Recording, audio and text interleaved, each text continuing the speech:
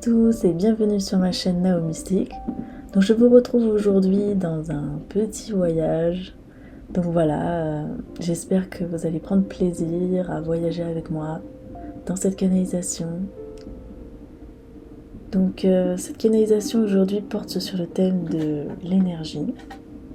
Je me suis dit que c'était une notion essentielle à aborder, surtout pas dans une chaîne de spiritualité, parce que c'est quand même un thème qu'on aborde très très souvent, qu'on nomme énormément, mais c'est vrai que si on part pas avec les mêmes bases de définition, ça va être compliqué de se comprendre les uns et les autres. Donc du coup, c'est pour ça que je me suis dit depuis un certain moment que c'était quand même essentiel à bien redéfinir ensemble et être d'accord sur ce que c'est. Même si bien sûr, chacun est libre de croire ce qu'il veut et de retenir ce qu'il veut surtout. Voilà, je ne suis pas là pour vous inculquer il faut penser ça, il faut penser ça. Moi je vous livre juste mes canalisations, ce que les maîtres ascensionnés, si on peut dire, les guides, etc. me transmettent. Donc bien sûr, comme je le dis à chaque fois, c'est toujours un peu teinté de ma personnalité, de mes émotions, ce qui est normal, parce que c'est mon vocabulaire aussi que j'utilise pour essayer de traduire. Donc voilà. J'espère en tout cas que cette petite canalisation sur l'énergie pourra vous parler, vous apporter un peu de bien-être. Donc voilà, tranquillisez-vous, asseyez-vous et on est parti pour ce petit voyage. Donc voilà. J'ai commencé par demander à Sai Baba, parlez-nous de l'énergie. Qu'est-ce que c'est ? À cela, il répond, bonjour, c'est moi Sai Baba. Je me permets de répondre à tes questions. Tout d'abord, l'énergie est une notion élémentaire dans tout l'univers. Il est donc compréhensible que celle-ci engendre un intérêt. L'énergie est le souffle divin et est en tout et toute chose. L'une de ses manifestations notamment est l'âme, car elle contient la source. L'énergie est le fluide précosmique qui anime toutes les formes de vie. C'est le vent dans vos prairies, le bruit de l'eau, l'appel d'amour des uns et des autres. L'énergie est le fondement de l'existence. Rien n'est possible sans énergie. Ensuite, il continue en expliquant. L'énergie a différents états et appellations. Fréquence, onde, vibration, etc. C'est l'appel de la source qui bat en vous. Cette phrase, c'était pour résumer un peu, on va dire, que toutes les différentes définitions qui ont été dites plus haut, on va dire, entre fréquence, onde, vibration, ça revient à dire la même chose qui est en gros l'appel de la source en nous. C'est ce qui initie le mouvement et la vie elle-même. Au départ de toute programmation biomécanique, sociale ou psychologique. Donc là, ce qu'il explique dans ce passage, c'est que l'énergie, c'est ce qui explique tous les mouvements qu'on initie dans notre vie, qu'ils soient biomécaniques, donc c'est-à-dire avec notre corps, que ce soit social ou psychologique. Voilà, l'énergie, c'est le... j'ai le mot au bout de la langue, c'est le substrat. Voilà, le substrat essentiel et premier dans tout mouvement. Et je pense même que c'est aussi à l'origine de toute programmation, même dans le cerveau. C'est-à-dire que il y a un courant de pensée, je ne sais plus exactement, je crois que c'était au 19e siècle ou peut-être avant, je ne sais plus exactement. C'était le behaviorisme. Et le behaviorisme, c'était un courant de pensée qui voulait étudier la programmation du corps, j'ai plus le nom, mais en se basant sur les manifestations physiques, c'est-à-dire voilà, le mouvement c'est ça parce que ça. Et le problème la plus grande limite de ce mouvement, c'était qu'est-ce qui est d'ici le mouvement au final. Et eux, ils appelaient ça la boîte noire pour expliquer en gros la programmation du mouvement, en expliquant qu'il y a un endroit on n'est pas capable d'expliquer pourquoi, soudainement, il y a le mouvement qui s'initie. Qu'est-ce qui, dans le cerveau, on ne sait pas. Et donc du coup, ce qu'il voulait dire, je pense, dans ce passage, c'est que c'est justement l'énergie primordiale élémentaire, c'est-à-dire la source en nous, qui initie en fait le mouvement, qui initie même notre existence. Voilà, parce que le cerveau c'est une machine, le corps c'est une machine, et il faut que quelque chose crée l'étincelle en elle, et ce quelque chose c'est l'énergie, c'est la source qui est en nous. C'est pour ça qu'on dit, dans les religions notamment, que Dieu est en nous. Voilà. Donc ensuite ils expliquent. L'énergie est ce qui régit tout et toute chose. Elle ne s'évapore jamais. Elle diminue ou augmente, en revanche, au rythme des cycles de l'infini. L'infini, c'était aussi un autre mot pour dire la source. Le cycle féminin est un bon exemple d'aller et retour de la vie, c'est-à-dire de l'énergie, dans son enveloppe physique. L'énergie est donc en tout et toute chose. Elle est neutre et ne préconise aucune couleur. Donc là, ce que j'avais trouvé... Alors, j'avais pas réussi à trouver un mot suffisant pour exprimer ça, donc j'ai pris couleur. Mais ce que je voulais dire, c'est que... En fait, je voyais que les humains, en général, quand ils font un mouvement, en fait, ils émanent des couleurs. Vous voyez, quand on dit par exemple on est rouge de colère ou vert de peur, ben voilà, c'est un peu ça que je voulais exprimer.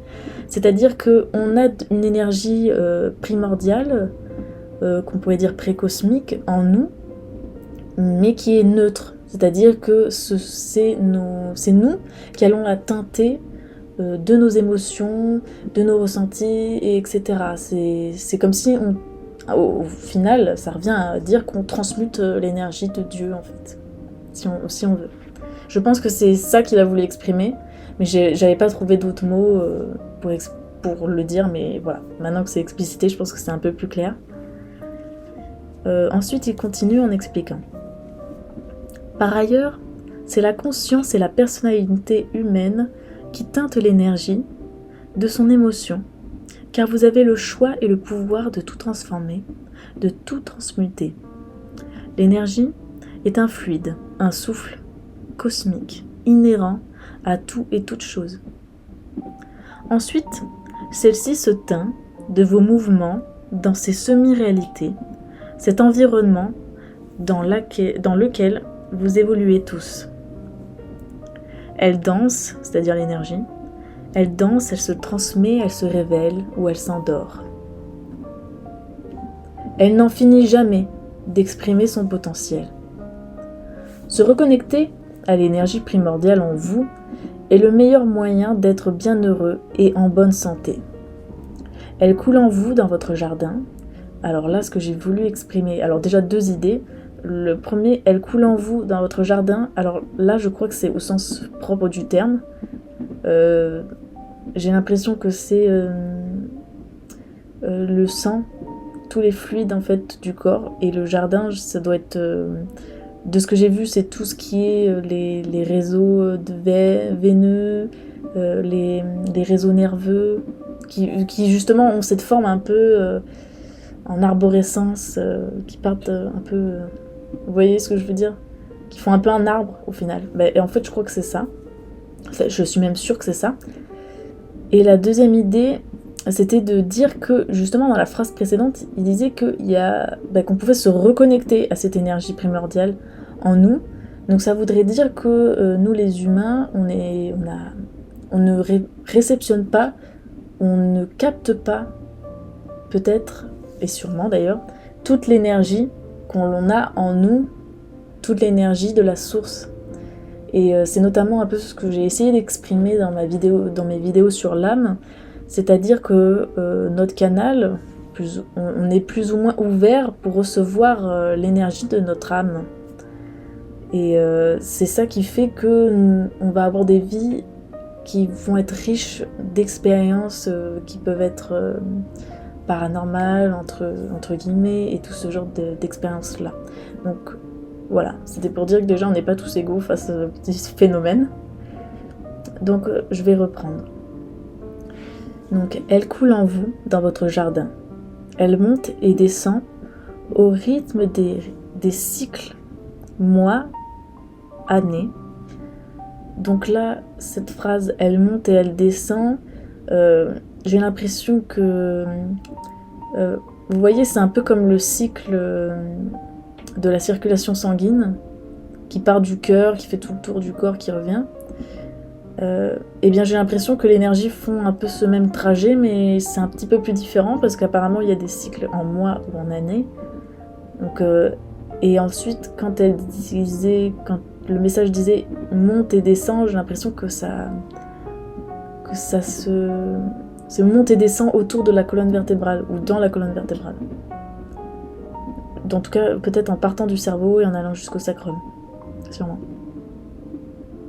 Ensuite, ils expliquent. Pour certains, elle s'amenuise et par moments, elle augmente. Elle est présente tout autour de nous et en nous. C'est pourquoi elle a une forme bioénergétique et énergétique. Donc là, ce que j'ai voulu exprimer quand j'ai rajouté bioénergétique, c'est-à-dire qu'il y a une énergie disponible en nous.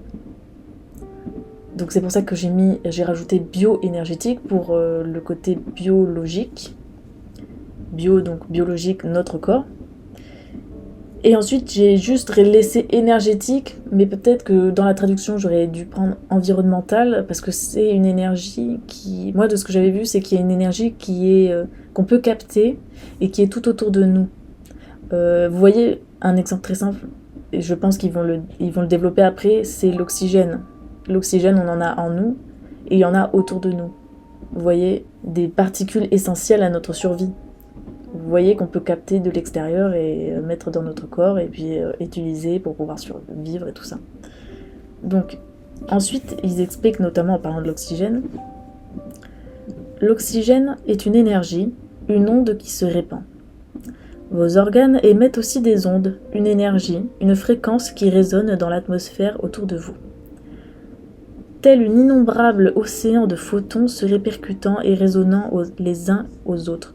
Donc là, après, j'ai vu une image avec beaucoup de lumière, de vagues de lumière, où en fait, nous, comme si on irradiait, on rayonnait plutôt de la lumière, et cette lumière, qui fait des sortes de petites vagues autour de nous, ou quelque chose comme ça, entre en résonance avec les particules de lumière de l'extérieur.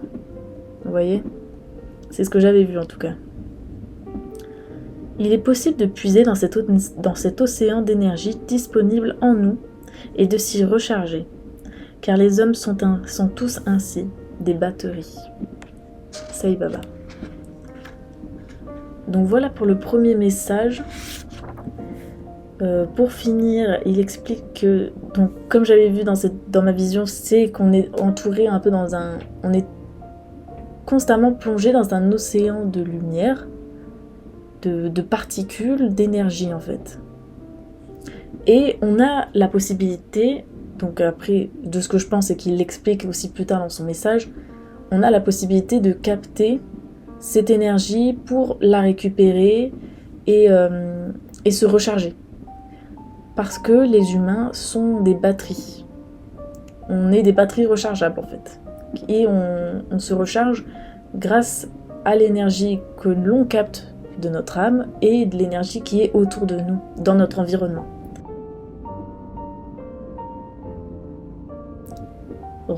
Bonjour, du coup on se retrouve pour la seconde partie du message. Donc dans cette première partie que je vous ai livrée, on a un peu fait la définition globale de l'énergie. Et j'ai trouvé en fait qu'il y avait beaucoup de thèmes qui étaient très intéressants et que j'ai voulu développer. Donc c'est pour ça que dans le second message, j'ai donné plusieurs questions. Ensuite, j'ai l'impression que toutes les questions n'ont pas été forcément toutes très très approfondies, même si Sai Baba a essayé de répondre à toutes les questions dans le temps qu'il a eu, c'est-à-dire pendant ma capacité de canaliser, parce que on va dire que quand je canalise, j'ai un temps de canalisation qui est assez limité parce que ça me demande énormément de concentration. Et donc, il a essayé de faire comme il pouvait avec le temps qu'il avait. Donc toutes les questions que j'ai données ici ont été plus ou moins évoquées. Ensuite, si vous trouvez que c'est pas encore assez approfondi ou quoi que ce soit, on pourra faire d'autres vidéos vraiment spécifiquement sur les questions. Donc en attendant, je vais vous laisser juger de la pertinence des propos. Donc voici déjà les premières questions que j'ai posées. Alors j'écris. Merci Sai Baba. Il y a beaucoup de notions intéressantes que j'aimerais redévelopper avec toi. Première question. Tu évoques des mouvements de l'énergie dans notre corps. Peux-tu développer et expliciter ce dont il s'agit? Deuxième question. Comment utiliser l'énergie autour de nous pour nous recharger? Troisième question. Tu as parlé d'un océan de photons. Peux-tu développer? Quatrième question. Pourquoi les humains sont-ils des batteries? Donc ces dernières questions, j'ai l'impression qu'il faudrait davantage argumenter, mais ça revient un peu à se questionner sur nos origines, etc. Et ça n'a pas été trop développé, mais en tout cas les trois premières questions ont été évoquées. Donc voici ce qu'il répond. Bonjour, c'est moi Sai Baba. Je me permets de descendre vers toi pour répondre à tes questions. Tout d'abord, l'énergie est un champ électromagnétique lumineux. Dans cet état, elle engendre des fluctuations en entrant en contact avec d'autres particules chargées énergétiquement et électromagnétiquement. L'énergie, en entrant en contact avec son environnement physique, émet continuellement de la lumière. Tout est lumière, parfois visible, parfois non pour les humains. Mais la lumière est partout où il y a de l'énergie. Ainsi, voici la raison pour laquelle nous évoquons un océan de photons. Donc là, c'était vraiment très intéressant parce que ce passage a remobilisé une connaissance que j'avais et que j'ai un peu oubliée. Mais à un moment, j'ai regardé un reportage, je sais plus sur quoi, mais c'était un groupe de scientifiques japonais qui avaient étudié la lumière émise par le corps. Donc, c'est-à-dire qu'ils étaient équipés d'outils à la pointe de la technologie qui leur permettaient de capter des photons émis par le corps que nous, dans notre champ visible, on n'est pas capable de capter. Et donc, les sujets étaient placés dans des chambres complètement noires. Il n'y avait aucune lumière de l'extérieur qui pouvait transpercer. Et ils sont restés, je sais plus exactement, je crois pendant 1 heure, je crois, dans ces chambres. Et il y avait devant ces machines qui captaient les lumières, les photons émis par leur corps. Et donc du coup, ça a montré que effectivement le corps humain émettait de la lumière, déjà, et qu'ensuite, deuxième chose, ils ont reproduit cette modalité d'évaluation dans plusieurs moments de la journée, et se sont rendus compte qu'il y avait en plus de ça des fluctuations de la lumière au cours de la journée. Donc j'avais trouvé cette étude vraiment intéressante. Donc après, je me suis pas penchée davantage dessus pour connaître, pour savoir s'il y avait eu des biais scientifiques, etc. Mais en tout cas, j'avais trouvé ça vraiment intéressant et ça corroborait un peu toutes les personnes qui disent que voilà, on émet de la lumière, qu'on a une aura, etc. Et voilà, j'ai vraiment trouvé ça très intéressant. J'essaierai de vous retrouver le titre de l'étude, mais parce que là, tout de suite, je m'en souviens absolument pas. Donc veuillez m'excuser pour ça, mais bon. En tout cas, j'espère que ça aura pu vous enrichir. Donc je vais continuer le message. Ainsi, voici la raison pour laquelle on évoque un océan de photons. Tel le jour et la nuit, qui vous donnent le ton des cycles de la lumière, votre corps est régi lui aussi par des fluctuations de sa lumière. Elle augmente et diminue au cours de la journée, des mois et même des années. Hommes et femmes sont régis par ces montées et descentes de l'énergie. Les hommes ont une plus petite variation de lumière au cours de leur existence, tandis que les femmes connaissent de fortes montées et descentes de l'énergie au cours de leur vie. Lorsque je parle de lumière, c'est donc d'énergie. Donc il dit ça pour dire que dans le message précédent, quand je parlais de lumière, Ça peut être remplacé par le mot énergie, même si ça ne correspond pas exactement, ça revient un petit peu au même. Cette énergie prédispose au vieillissement. Donc là, de ce que j'ai vu, c'est-à-dire que la montée ou les descentes globales d'énergie dans notre corps au cours des années vont plus ou moins être corrélées en fait à notre vieillissement ou plus ou moins l'engendrer, de ce que j'ai compris. C'est-à-dire qu'ils expliquent que donc ce qu'ils disent, c'est qu'ils font appel à des savoirs scientifiques que j'ai en m'expliquant que vous savez que votre communauté scientifique n'a pas encore nommé les processus physiologiques explicatifs des causes du vieillissement. C'est-à-dire que notre communauté scientifique actuelle, du moins de ce que je sais, n'a pas encore trouvé pourquoi on vieillissait. Quelles sont les causes du vieillissement? Pourquoi on vieillit? Bon, on sait qu'il y a des processus plus ou moins qui vont engendrer un vieillissement. Mais pourquoi il y a une dégénérescence des cellules? Ça, on n'a pas encore réussi à expliquer pourquoi. Et donc du coup, il explique, mais sachez que celui-ci, c'est-à-dire le vieillissement, est corrélé à la baisse globale de l'énergie, de la lumière émanée par le corps, et plus spécifiquement à la baisse d'énergie. Donc là, c'est-à-dire que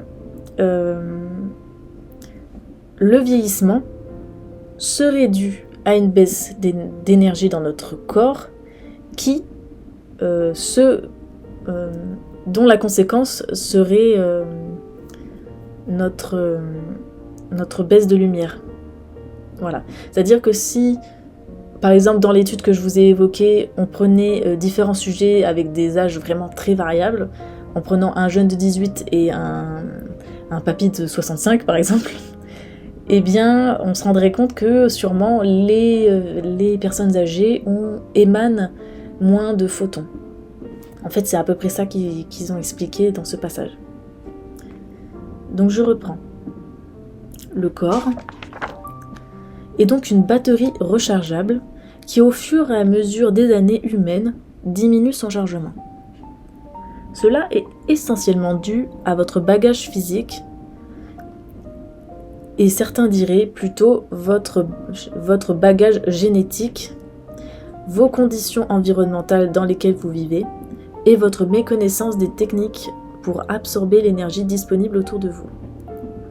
Le corps est une centrale électromagnétique dont le rayonnement lumineux est la cause d'une machinerie interne.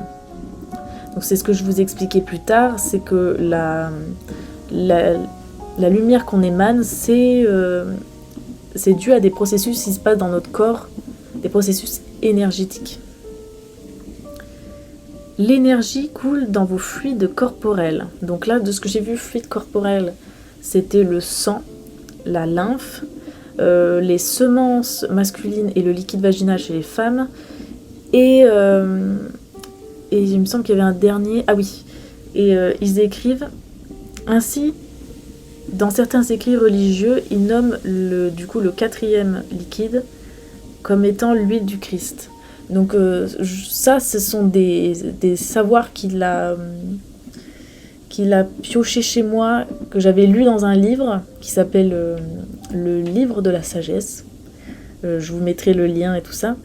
C'est un livre intéressant en fait qui vous propose de faire un peu une forme de compilation de tous les écrits religieux pour essayer de recouper les éléments qui se répondent et essayer d'avoir des vérités comme ça.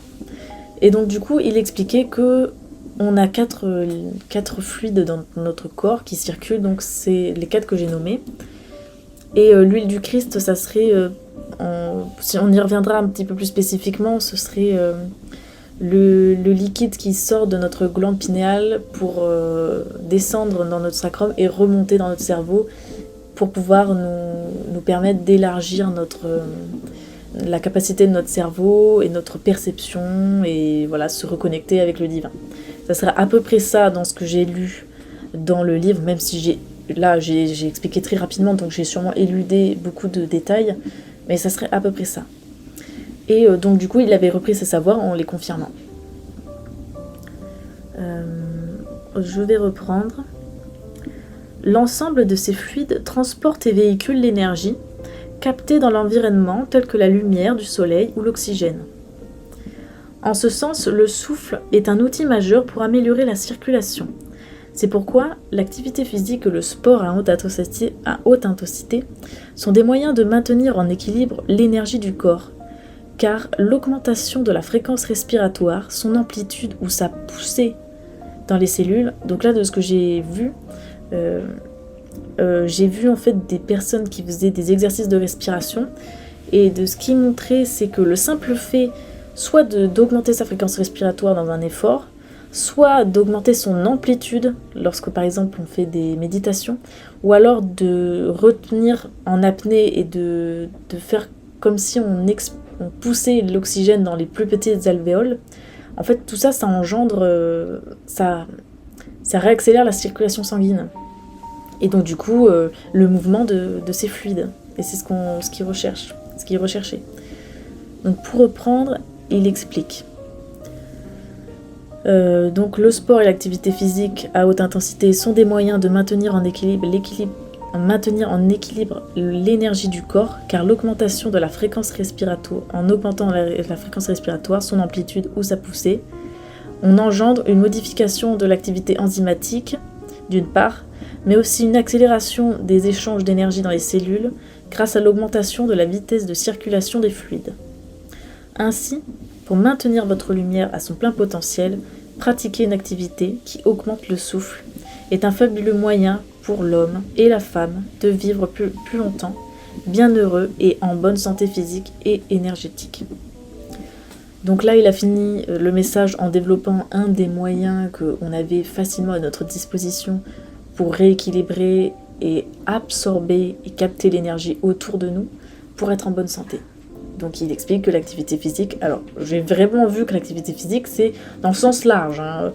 Sortir promener le chien, c'est déjà bien, c'est déjà ça, c'est réactiver son corps, c'est tout ça, c'est augmenter le souffle.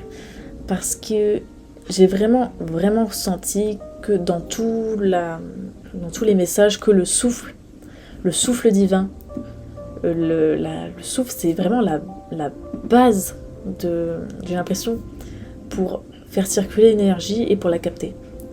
C'est pour ça que tous les sports asiatiques, comme le tai chi, qigong, yoga, bon ça c'est indien, mais tous ces sports-là ont vraiment un ancrage énergétique qui est très important, parce que je pense qu'ils ont compris que dans l'énergie, il y a que dans le souffle, il y a une énergie, et c'est cela qui permet de garder la vitalité et de pouvoir aussi se recharger et d'être lumineux dans le sens propre du terme, de retrouver sa lumière.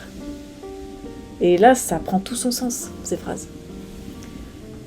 Donc voilà, j'espère que ces messages ont pu vous plaire. Donc j'ai essayé de canaliser comme je pouvais, même si j'ai l'impression qu'on pourrait encore vraiment approfondir ces thèmes-là. En tout cas, n'hésitez pas à me donner votre retour. Si vous pensez qu'il y a des points qu'on pourrait davantage approfondir, n'hésitez pas à me l'écrire dans les commentaires. Et par ailleurs, pour finir cette vidéo, je voulais vous remercier pour tous vos commentaires, toute votre réaction, votre engagement envers moi pour m'aider, pour me donner des idées de thèmes. Je vous en remercie énormément, ça me fait extrêmement plaisir. Donc voilà, après j'essaie de répondre comme je peux à tous vos commentaires.